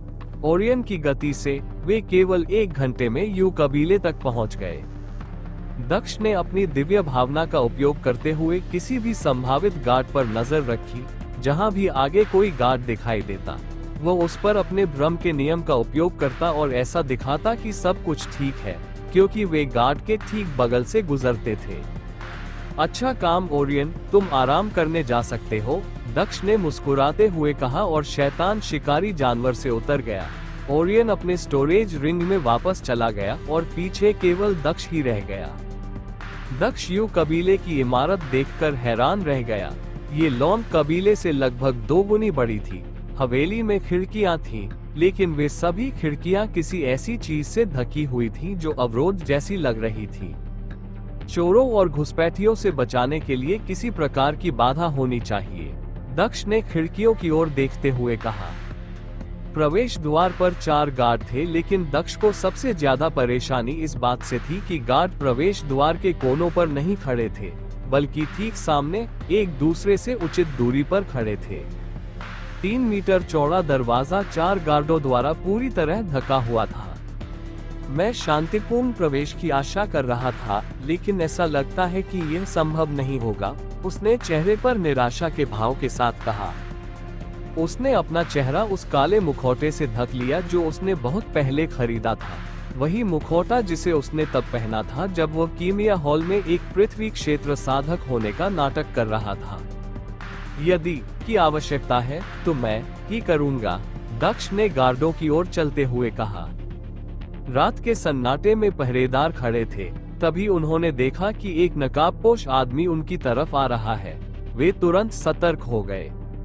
वहीं रुक जाओ, अपना मुखौटा उतारो और हमें अपने यहाँ आने का उद्देश्य बताओ, गार्ड ने धमकी भरे अंदाज में कहा जब उसने दक्ष की ओर देखा। दक्ष तब तक गार्डों की 20 मीटर की रेंज में पहुंच चुका था। उसने उनकी बातें सुनी, लेकिन वह रुका नहीं। गार्डों ने अपने हथियार निकालने शुरू कर दिए। लेकिन दक्ष उनकी आंखों के सामने से गायब हो गया। गार्ड दंग रह गए और उन्होंने घबराहट में हर जगह ढूंढा, लेकिन उन्हें पूरी सड़क पर दक्ष नहीं मिला।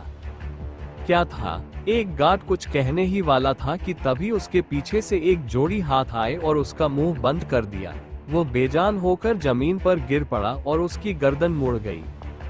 इससे पहले कि अन्य सुरक्षाकर्मी कुछ समझ पाते, उनके सिर उस नकाबपोश व्यक्ति द्वारा धड़ से अलग कर दिए गए। जो अजीब बात ये थी कि अब उनके सामने खड़ा था। वे बिना कोई शोर मचाए मर गए और उनके निर्जीव शरीर जमीन पर गिर पड़े। मैंने 4 और लोगों को मार डाला है, फिर भी मुझे कोई पछतावा नहीं है। दक्ष ने शवों को देखते हुए अपना सिर हल्के से हिलाया। क्या मैं उन लोगों की मृत्यु से प्रतिरक्षित हो गया हूँ जो मुझसे संबंधित नहीं है? दक्ष ने सोचा जब उसने यू कबीले की हवेली का दरवाजा खोला और अंदर प्रवेश किया। क्या मैं उन लोगों की मृत्यु से प्रतिरक्षित हो गया हूँ जो मुझसे संबंधित नहीं है? दक्ष ने सोचा जब उसने यू कबीले की हवेली का दरवाजा खोला और अंदर प्रवेश किया। दक्ष हवेली के अंदर गया और लंबे दालान से होकर चला गया। दालान के अंत में एक बड़ा बगीचा था। बगीचे में केवल घास और पौधे थे, लेकिन जहां तक उसकी नजर जाती थी वहां कोई पेड़ नहीं था। बगीचे में टाइलों से बने रास्ते थे जो कई जगहों पर अलग अलग दिशाओं में मुड़ते थे। दक्ष ने बगीचे के चारों ओर देखा और वह भ्रमित हो गया। इस इमारत की संरचना सबसे भ्रामक थी जो उसने देखी थी। वहां लगभग 25 रास्ते थे और प्रत्येक रास्ता एक अलग गलियारे की ओर जाता था। यह उससे कहीं ज्यादा मुश्किल होगा जितना मैंने शुरू में सोचा था। मुझे किसी ऐसे व्यक्ति को ढूंढना होगा जो मुझे उन तक पहुंचा सके, दक्ष ने अपने आप से कहा और चारों ओर देखा। आखिरकार उसने एक रास्ता चुना और उस गलियारे की ओर बढ़ गया जहां से वह रास्ता जाता था। दक्ष ने गलियारे में प्रवेश किया और आगे बढ़ गया। जल्द ही वो दूसरे गलियारे से बाहर आ गया और अंततः चीजें सामान्य दिखने लगी। इस क्षेत्र में कोई छत नहीं थी क्योंकि तारों वाले आकाश की चमक सीधे दक्ष पर पड़ रही थी।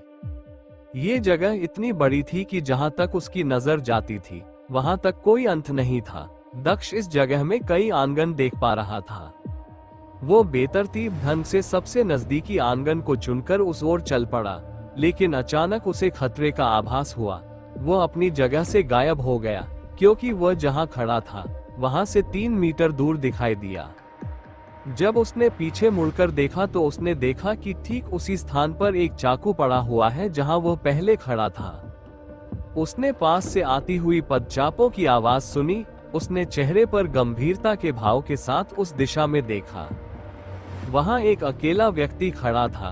वह 30 साल का लग रहा था। उस व्यक्ति का चेहरा सुंदर था जो कुछ हद तक स्ट्रैंड लग रहा था। उसके बाल काले थे। उसकी भूरी आंखें उसके पहने हुए भूरे रंग के लबादे के साथ जच रही थी। उसने अपने दोनों हाथों में चाकू पकड़ रखा था। तुम यहाँ गार्ड होगे? दक्ष ने अपने मुखौटे के पीछे से कहा। हाँ, और तुम जरूर चोर हो। मुझे कहना चाहिए तुम एक बेवकूफ आदमी हो। तुमने कुछ चुराने के लिए यू कबीले में घुसपैठ करने की हिम्मत की। तुम जरूर मरना चाहते हो। काले बालों वाले आदमी ने चेहरे पर एक मजाकिया मुस्कान के साथ कहा। मुझे एक बात बताओ, चूंकि तुम जानते हो कि मैं एक घुसपैठिया हूँ, तो तुम मेरी उपस्थिति के बारे में दूसरों को सचेत क्यों नहीं करते? दक्ष ने दिलचस्पी से पूछा। मैं क्यों करूं? तुम तो बस एक छोटा सा कीड़ा हो। मैं तुम्हारी देखभाल आसानी से कर सकता हूं। मुझे इसके लिए दूसरों की नींद में खलल डालने की जरूरत नहीं है। काले बालों वाला आदमी दक्ष को देखते हुए हंसा। तो दोस्तों, आखिर कहानी में आगे क्या होगा, यह जानने के लिए नॉवेल ऑफ किंग चैनल को सब्सक्राइब करें। और अगर कहानी आप सभी को पसंद आए तो वीडियो को लाइक, कमेंट और शेयर जरूर करें। आपके एक कमेंट और लाइक से हमें स्टोरी वीडियो बनाने के लिए मोटिवेट मिलता है। धन्यवाद। जो मरने वाला है उसके लिए ये तीखे शब्द है, दक्ष ने भारी स्वर में कहा। ओह, कैसा रहेगा? पहले तुम मरो, काले बालों वाले आदमी ने कहा और उसने दक्ष पर चाकू फेंका। जैसे ही चाकू उसके हाथ से छूटा, उसने दूसरा चाकू दाईं ओर और तीसरा चाकू बाईं ओर फेंका। उसने दक्ष के सभी संभावित भागने के प्रयासों को रोकने की कोशिश की तथा अलग अलग कोनों से चाकू फेंकता रहा। दक्ष ने मुस्कुराते हुए चाकुओं को अपनी ओर आते देखा। जैसे ही चाकू उसके पास पहुंचा, वो अपनी जगह से गायब हो गया और फिर से उसी जगह पर दिखाई दिया। ऐसा लगा जैसे चाकू उसके आर पार हो गया हो। कैसे? काले बालों वाला आदमी चौंक कर बोला, लेकिन अपने इस सदमे में वह यह नहीं देख पाया कि उसके पीछे एक स्थानिक पोर्टल दिखाई दे रहा है। पोर्टल का व्यास केवल 10 सेंटीमीटर था। उस द्वार से एक चाकू निकला और काले बालों वाले आदमी के दिल में पीछे से घुस गया। वह दर्द से कराह उठा, लेकिन उसकी गर्दन के पीछे एक और द्वार प्रकट हुआ। फिर वही हुआ जब द्वार से एक चाकू निकला और उसकी गर्दन में घुस गया। 4 और द्वार दिखाई दिए, एक उसके दाहिने हाथ के पीछे, एक उसके बाएं हाथ के पीछे और बाकी 2 उसके दोनों पैरों के पीछे। उसके हाथ और पैर में छेद होने के कारण इन द्वारों से 4 और चाकू निकल आए। जब तुम्हें मौका मिला था तब तुम्हें मदद के लिए पुकारना चाहिए था। तुम्हें पता होना चाहिए कि मैंने तुमसे भी अधिक शक्तिशाली कई लोगों को मारा है। तुम्हें लगता है कि पीक गोल्ड रियल्म साधक के रूप में तुम्हारे पास कोई मौका है? दक्ष ने काले बालों वाले साधक के शरीर के पास खड़े होकर कहा। कुछ दिन पहले ही अंतरिक्ष कानून के ज्ञान से जागने के बाद दक्ष पहले से ही गोल्ड कोर दायरे के 10वें चरण में था, लेकिन उसका वास्तविक अजीबपन बहुत अधिक था। दक्ष पीछे मुड़ा और फिर से निकटतम आंगन की ओर चलने लगा, क्योंकि उसने निर्जीव शरीर को पीछे छोड़ दिया था। मुझे उसे मारने से पहले उससे पूछ लेना चाहिए था, दक्ष ने निराशा में अपना सिर हिलाते हुए कहा। वो रात के सन्नाटे में घूम रहा था जब उसकी नजर एक अन्य व्यक्ति पर पड़ी। यह एक गार्ड था जो ऐसा लग रहा था जैसे वह अपना सामान्य चक्कर लगा रहा हो। दक्ष के चेहरे पर मुस्कान आ गई जब वह गार्ड की ओर बढ़ने लगा। जैसे ही उसने गार्ड की तरफ देखा, उसकी आंखों में धुंधली रोशनी चमकने लगी। गार्ड ने उसे अपनी तरफ आते देखा और उसके चेहरे पर डर का भाव आ गया। चीफ, आप यहाँ क्या कर रहे हैं? गार्ड ने दक्ष को देखते हुए कहा। उसकी नजर में दक्ष उस काले बालों वाले आदमी की तरह लग रहा था जिसे दक्ष ने अभी मारा था। दक्ष ने अपना सिर हिलाया और उसके करीब चला गया। मुझे कुछ बताओ, दक्ष ने उसकी आंखों में देखते हुए पूछा। हाँ चीफ, गार्ड ने उत्साहित होकर उत्तर दिया। क्या आप अपना कर्तव्य अच्छी तरह निभाते हैं? उसने गार्ड की ओर गंभीर भाव से देखते हुए पूछा। हाँ चीफ, गार्ड ने चेहरे पर गंभीर भाव लाते हुए उत्तर दिया। सच में? अच्छा, किसी ने मुझे बताया कि तुम अपने काम को गंभीरता से नहीं लेते, दक्ष ने मुस्कुराते हुए कहा। गार्ड दंग रह गया जब उसने उसके हाथ में चाकू देखा। जब उसने दक्ष के हाथ में ठंडे चाकू को देखा तो उसकी रीढ़ में सिहरन दौड़ गई। नहीं चीफ, मैं वादा करता हूँ कि मैं अपना कर्तव्य बहुत गंभीरता से लेता हूँ, गार्ड ने जल्दी से जवाब दिया। ओह, मुझे तुम्हारी गंभीरता का परीक्षण करने दो। मुझे वो स्थान बताओ जिसे हमें किसी भी परिस्थिति में हमेशा सुरक्षित रखना चाहिए, यहाँ तक कि जब हम मौत का सामना कर रहे हों, दक्ष ने मुस्कुराते हुए पूछा। पैट्रिक हॉल, गार्ड ने गंभीरता से उत्तर दिया। अच्छा, अब मुझे वह जगह बताओ जहां उत्तरी चंद्र साम्राज्य से आए हमारे नए मेहमान रह रहे हैं। क्या तुमने उस जगह की जांच की? दक्ष ने गंभीरता से पूछा। आप किस बारे में बात कर रहे हैं चीफ? गार्ड ने चेहरे पर उलझन भरी नजर से पूछा। थंडर जायंट संप्रदाय से मिस के साथ आए लोग कहाँ रहते हैं? दक्ष ने फिर पूछा। आप क्या बात कर रहे हैं चीफ? क्या ये कोई चालबाजी भरा सवाल है? गार्ड ने चेहरे पर संदेह भरी नजर से कहा। मुझे जवाब दो, दक्ष ने अपनी आवाज की ध्वनि बढ़ाते हुए कहा। मिस हमारे कबीले के मध्य क्षेत्र में अपने आंगन में रहती है, उनके साथ आए लोग अब यहाँ नहीं है, गार्ड ने जल्दी से जवाब दिया। वे कहाँ चले गए? दक्ष ने अपने चेहरे पर स्तब्ध भाव के साथ कहा। चीफ, जिसने भी आपसे मेरे बारे में शिकायत की है, उसे साफ पता नहीं है कि वह क्या कह रहा था। मैं इतना बेवकूफ नहीं हूँ। मेरे लिए ऐसी महत्वपूर्ण खबर के बारे में न जानना असंभव है। वे ग्लोरियस ब्लॉसम सेक्ट में मेहमान के तौर पर रहते हैं। वे रात वहीं बिताएंगे, गार्ड ने ऐसे जवाब दिया जैसे वह अपने शिक्षक को जवाब दे रहा हो। उसके शब्द सुनते ही दक्ष गहरी सोच में पड़ गया। चीजें अब और भी जटिल हो गई है, दक्ष ने व्यंग्यात्मक मुस्कान के साथ कहा। क्या आपने कुछ कहा, चीफ?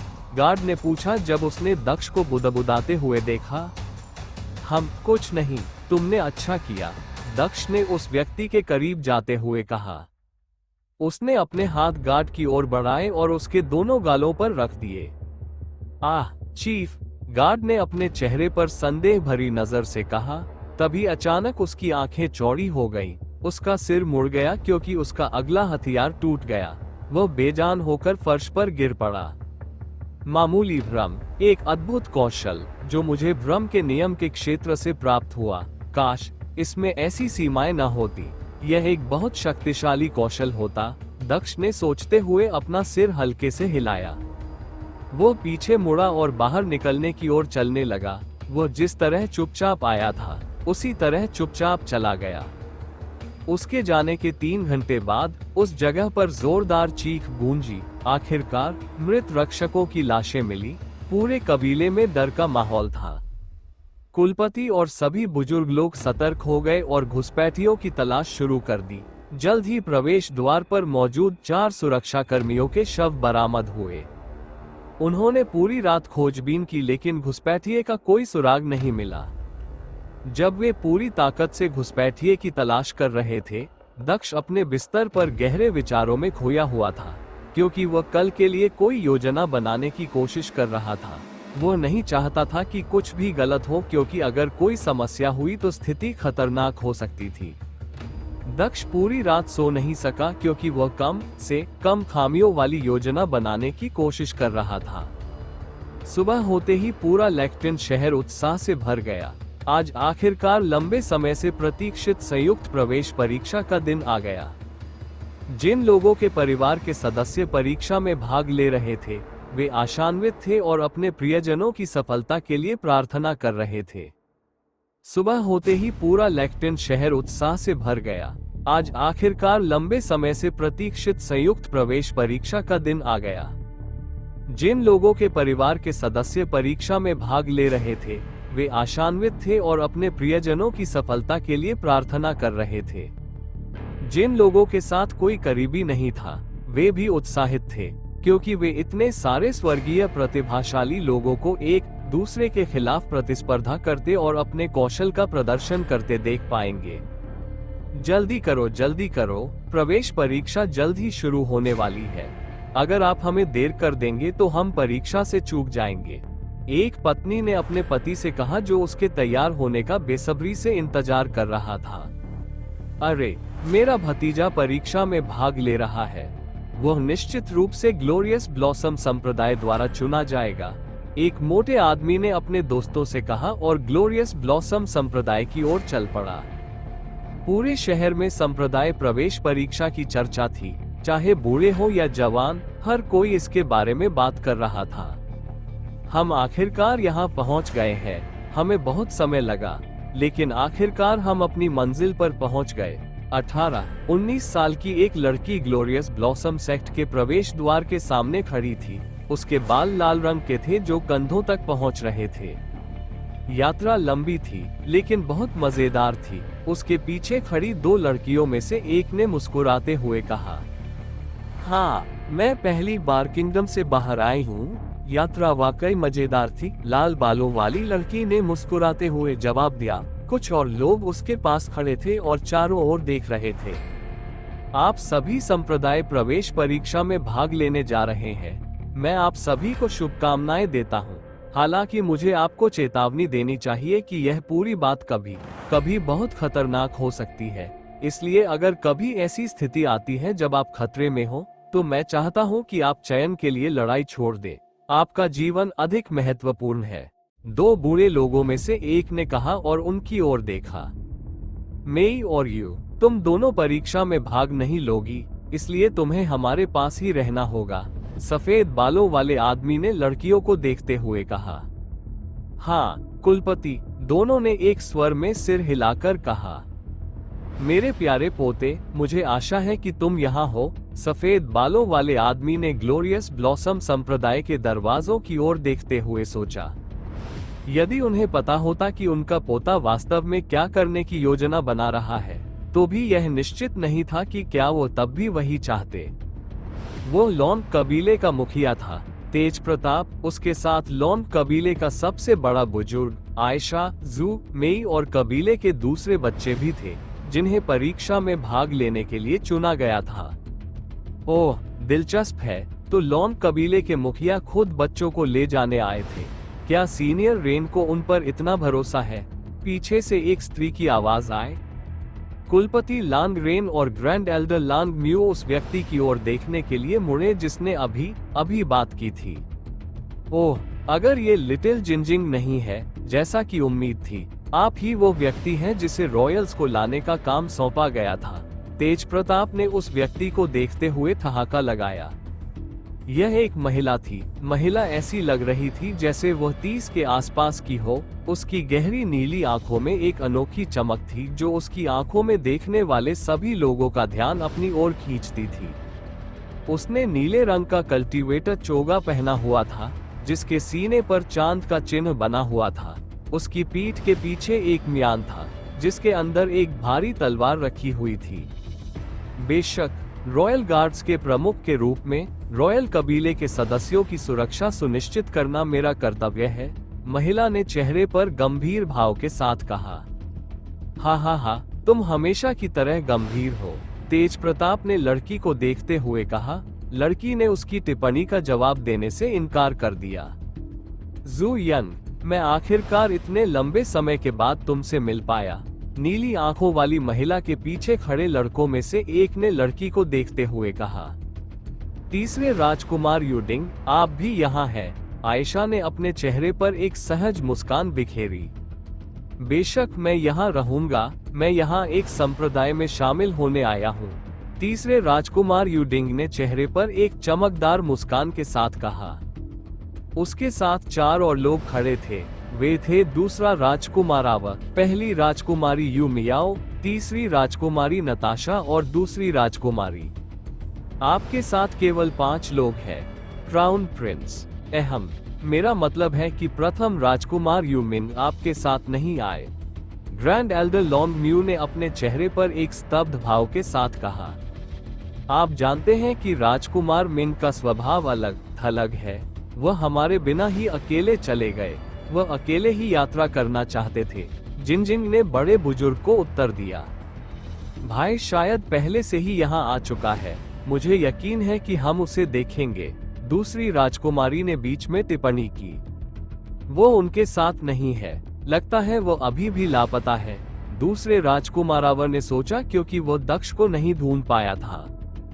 किन कबीले और गू कबीले के लोग भी वहां मौजूद थे, हालांकि अलग अलग वर्गों में। सब लोग ध्यान से सुनो, संप्रदाय प्रवेश परीक्षा के लिए पंजीकरण प्रक्रिया कुछ ही देर में शुरू होगी। सभी प्रतिभागियों को पंजीकरण काउंटर पर लाइनों में खड़े होने की सलाह दी जाती है। आप अपनी भागीदारी का बैच पाने के लिए काउंटर पर एक छोटी सी परीक्षा से गुजरेंगे। जो असफल होंगे उन्हें भाग लेने की अनुमति नहीं होगी। जो लोग 25 वर्ष से अधिक उम्र के हैं वे परीक्षा में भाग नहीं ले सकते। जो कोई भी गड़बड़ी करता हुआ या नकल करने की कोशिश करता हुआ पाया गया, उसे तदनुसार दंडित किया जाएगा। हर जगह एक तेज आवाज सुनाई दे रही थी। कोई नहीं जानता था कि यह आवाज कहां से आ रही है। कोई अपनी आवाज हर जगह पहुंचाने के लिए किसी कलाकृति का उपयोग कर रहा होगा। जिनजिंग ने उस आवाज को सुनते ही चारों ओर देखा। पिछले वर्षों के विपरीत, चूंकि यह एक संयुक्त प्रवेश परीक्षा है और इसमें भाग लेने वाले लोग बहुत अधिक हैं, इसलिए केवल चयनित उम्मीदवारों के अभिभावकों को ही संप्रदाय के परिसर में प्रवेश की अनुमति दी जाएगी। आवाज ने फिर उत्तर दिया। यह आवाज सुनते ही लोगों में शोर मच गया। जो लोग यहाँ सिर्फ तमाशा देखने आए थे, वे ये घोषणा सुनकर निराश हुए बिना नहीं रह सके। हालांकि वे परेशान थे, लेकिन उन्होंने तो दोस्तों आखिर कहानी में आगे क्या होगा, यह जानने के लिए नॉवेल ऑफ किंग चैनल को सब्सक्राइब करें। और अगर कहानी आप सभी को पसंद आए तो वीडियो को लाइक, कमेंट और शेयर जरूर करें। आपके एक कमेंट और लाइक से हमें स्टोरी वीडियो बनाने के लिए मोटिवेट मिलता है। धन्यवाद। उन्होंने अपनी शिकायतें नहीं की क्योंकि वे ग्लोरियस ब्लॉसम संप्रदाय के आस पास के क्षेत्र में थे। वे संप्रदाय के मामलों को संभालने के तरीके के बारे में शिकायत करने की हिम्मत नहीं कर पाए। हालांकि अधिकांश लोग अभी भी नहीं गए और प्रवेश पाने की उम्मीद में संप्रदाय के बाहर ही रहे। मुझे अपना नाम और उम्र बताओ, अपने हाथ बाईं ओर के गोले पर रखो। संप्रदाय के प्रवेश द्वार पर एक काउंटर पर एक अधेड़ उम्र का आदमी बैठा था। वहां ऐसे करीब 10 काउंटर थे। हर एक के सामने लोगों की लंबी कतार लगी हुई थी। प्रत्येक काउंटर पर 2 सेट गोले रखे हुए थे। मेरा नाम सुनली है, मेरी उम्र 25 साल है। पहले काउंटर के सामने खड़े व्यक्ति ने जवाब दिया। उसने अपना हाथ बाईं ओर के गोले पर रखा। एक के बाद एक गोले पर बिंदु दिखाई देने लगे। ये तब रुका जब गोले पर 27 बिंदु दिखाई दिए। क्या आपको लगता है कि ग्लोरियस ब्लॉसम संप्रदाय मूर्ख है, या आप ही मूर्ख हैं? घोषणाओं में स्पष्ट रूप से कहा गया था कि केवल 25 वर्ष से कम आयु के साधकों को ही भाग लेने की अनुमति है। मध्यम आयु वर्ग के व्यक्ति ने भारी स्वर में कहा। जब उसने अपने सामने खड़े लड़के को देखा, यह व्यक्ति ग्लोरियस ब्लॉसम संप्रदाय के बुजुर्गों में से एक था। मैं वास्तव में 25 साल का हूँ, लड़के ने जल्दबाजी में जवाब दिया। बेचारा मूर्ख, वो दूसरे दर्जे के साम्राज्य के किसी गरीब परिवार से आया होगा। उसे प्रवेश परीक्षाओं के बारे में बुनियादी बातें भी नहीं पता। जिस गोलाकार वस्तु पर उसने हाथ रखा था, उसका इस्तेमाल किसी व्यक्ति की वास्तविक आयु जानने के लिए किया जाता है। इसका इस्तेमाल पिछली परीक्षाओं में भी किया गया है। अब लगभग हर कोई इसके बारे में जानता है। उसके पीछे खड़ा एक व्यक्ति ये दृश्य देखकर खुद को हंसने से नहीं रोक पाया। गार्डो, इस व्यक्ति को ले जाओ और इसके दोनों हाथ तोड़ दो। धोखे से घुसने की कोशिश करने के लिए ये सजा का हकदार है, एल्डर ने ऊंची आवाज में कहा। कुछ सुरक्षाकर्मी तेजी से दौड़कर आए और उस व्यक्ति को जबरदस्ती ले गए। मैं यूडिंग हूँ, मेरी उम्र 18 साल है। तीसरा राजकुमार यूडिंग एक काउंटर के सामने खड़ा था। उसने अपने हाथ बाईं ओर स्थित गोले पर रखे और गोले में 18 बिंदु प्रकट हुए। हम अब अपना हाथ अपने दाहिनी ओर के गोले पर रखो, एल्डर ने यूडिंग की ओर देखते हुए कहा। ये पूछने के लिए मैं क्षमा चाहता हूँ, लेकिन मैं पहली बार इसमें भाग ले रहा हूँ। क्या आप मुझे बता सकते हैं कि इस दूसरे ओब का उपयोग किस लिए किया जाता है? पंक्ति में छठे व्यक्ति ने अपने सामने खड़े व्यक्ति से पूछा। दूसरा ओब, इसे योग्यता ओब के नाम से जाना जाता है। इन ओब का उपयोग किसी व्यक्ति की क्षमता का आकलन करने के लिए किया जाता है। लेकिन चूंकि संप्रदाय के पास जो ओब है, वे केवल निम्न स्तरीय योग्यता ओब है, इसलिए वे केवल ग्रेड 7 तक की प्रतिभा को माप सकते हैं। भले ही किसी व्यक्ति की क्षमता ग्रेड 7 से अधिक हो, फिर भी यह ओब उसे केवल ग्रेड 7 के रूप में ही दिखाएगा। जब कोई व्यक्ति इस ओब पर अपना हाथ रखेगा, तो ये 7 रंगों में से एक दिखाएगा। वे हैं लाल, नारंगी, पीला, हरा, नीला, इंडिगो और बैंगनी। जबकि बैंगनी उच्चतम ग्रेड 7 है, लाल सबसे कम ग्रेड 1 है। उसके सामने वाले व्यक्ति ने उसे दयालु तरीके से समझाया। ग्रेड 7, क्या ये पहले से ही अविश्वसनीय बात नहीं है? मुझे नहीं लगता कि इससे अधिक क्षमता वाला कोई व्यक्ति भी हो सकता है। जिस लड़की ने लड़के से उसके सामने पूछा था, उसने चौंकते हुए कहा, बिल्कुल, मैंने सुना है कि सबसे मजबूत साम्राज्यों में भी केवल ग्रेड 7 की प्रतिभाएं होती है। ग्रेड 8 की प्रतिभा को साम्राज्यों में भी सहस्राब्दियों में एक बार मिलने वाली प्रतिभा माना जाएगा। सामने वाले लड़के ने जवाब देते हुए अपना सिर हिलाया। यूडिंग ने एक गहरी सांस ली और अपने हाथ गोले पर रख दिए। बिल्कुल, मैंने सुना है कि सबसे मजबूत साम्राज्यों में भी केवल ग्रेड 7 की प्रतिभाएं होती हैं। ग्रेड 8 की प्रतिभा को साम्राज्यों में भी सहस्राब्दियों में एक बार मिलने वाली प्रतिभा माना जाएगा। सामने वाले लड़के ने जवाब देते हुए अपना सिर हिलाया। यूडिंग ने एक गहरी सांस ली और अपने हाथ गोले पर रख दिए।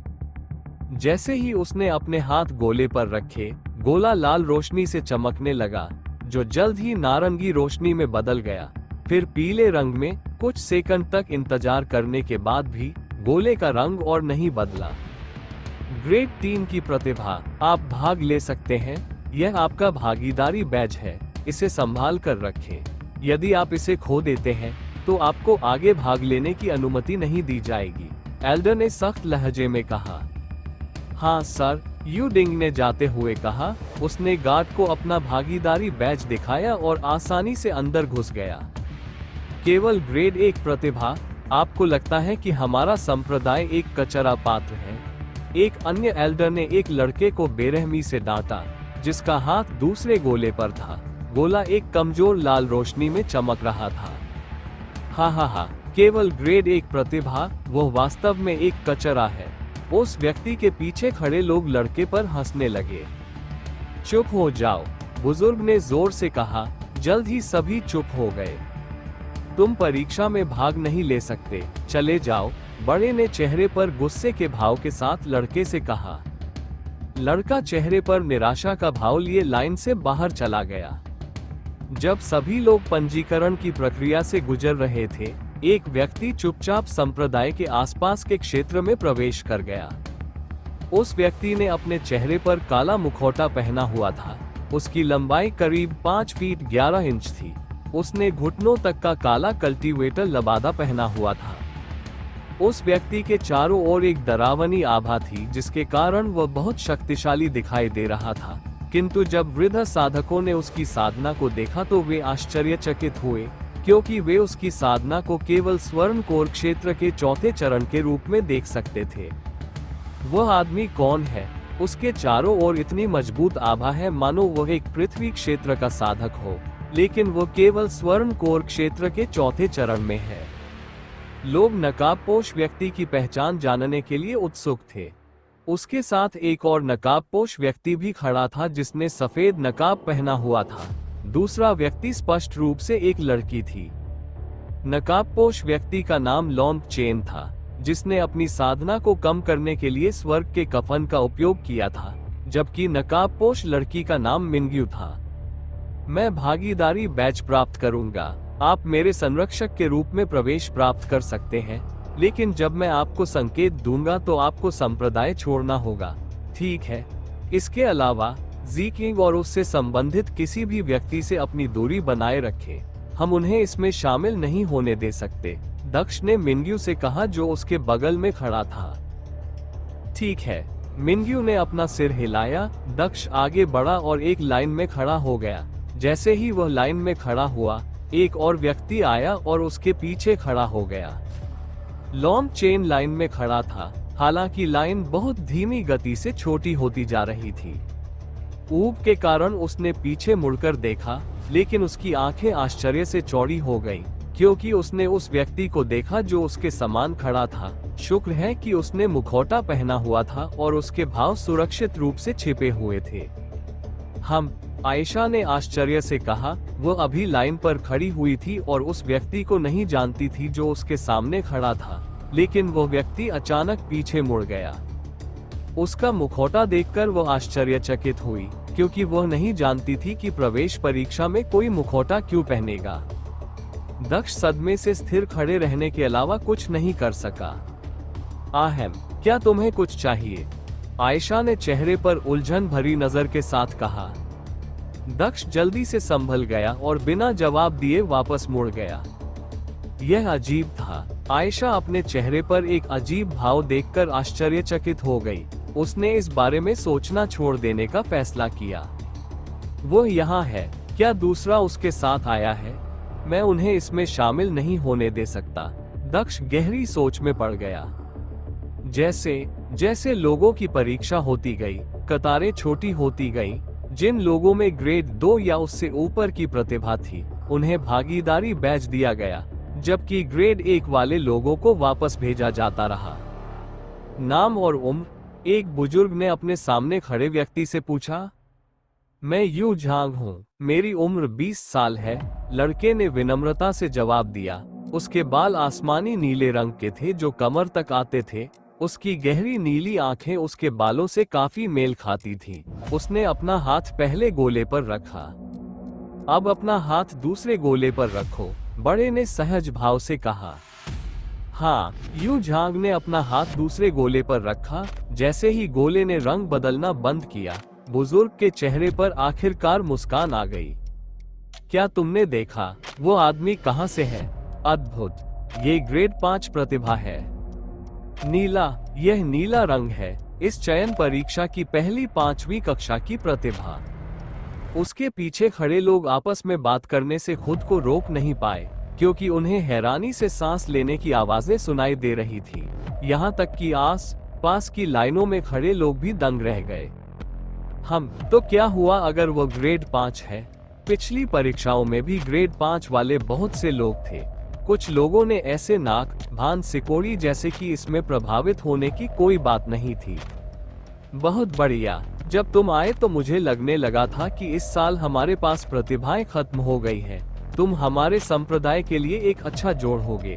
अगले परीक्षणों के लिए शुभकामनाएं। एल्डर ने आखिरकार मुस्कुराते हुए यू झांग से कहा। उसने उसे अपना भागीदारी बैज दिया। हालांकि उसके भागीदारी बैज में कुछ अलग था। भागीदारी बैज में एक सितारा था। बड़े, क्या मैं पूछ सकता हूँ कि यह सितारा किस लिए है? यू झांग अपने बैज को ध्यान से देखते हुए पूछे बिना नहीं रह सका। इसकी चिंता मत करो, ये तुम्हारे लिए अच्छी बात है। बस उस बैज को संभाल कर रखो, तुम्हें जल्द ही इसके फायदे पता चल जाएंगे। बुजुर्ग ने शांति से उसे समझाया। ठीक है, स्पष्टीकरण के लिए धन्यवाद सीनियर, यू झांग ने मुस्कुराते हुए कहा।